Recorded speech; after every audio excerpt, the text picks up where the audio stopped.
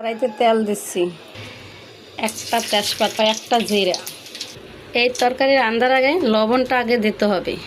লবণটা না দিলে তরকারিটা স্বাদ হবে না আর কালারটা ভালো দেখা যাবে না। এখন আমি পানি দিয়ে দেবো।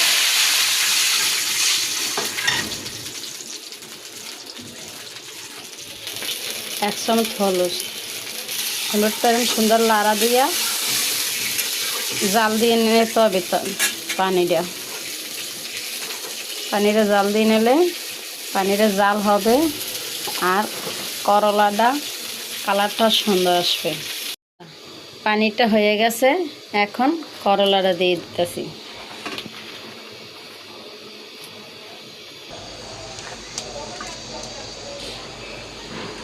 এখন কিছু সময় জাল হোক।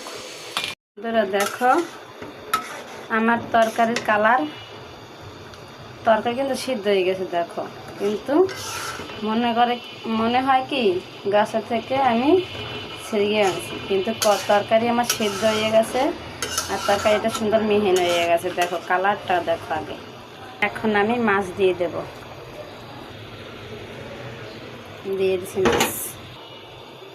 এই মাছে দিয়ে দেওয়ার পরও তরকারি কালার এইভাবেই থাকবে, তরকারি কালার ডিসকালার হবে না। করলা কোনো সময় এরকমই থাকবে, ডিসকালার হবে না।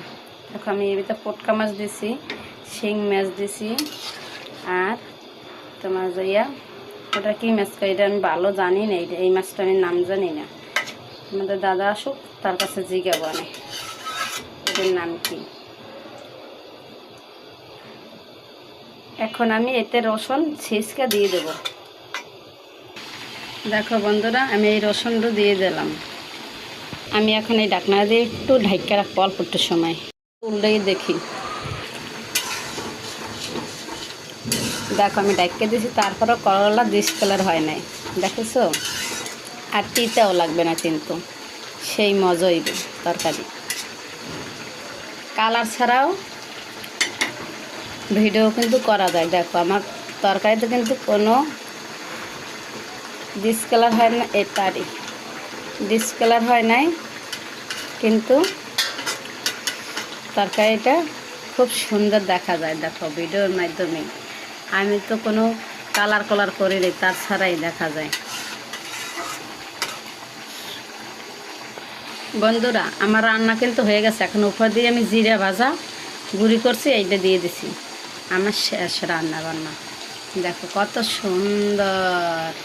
দেখো বন্ধুরা তরকারি কালারটা কতটা সুন্দর। যেমন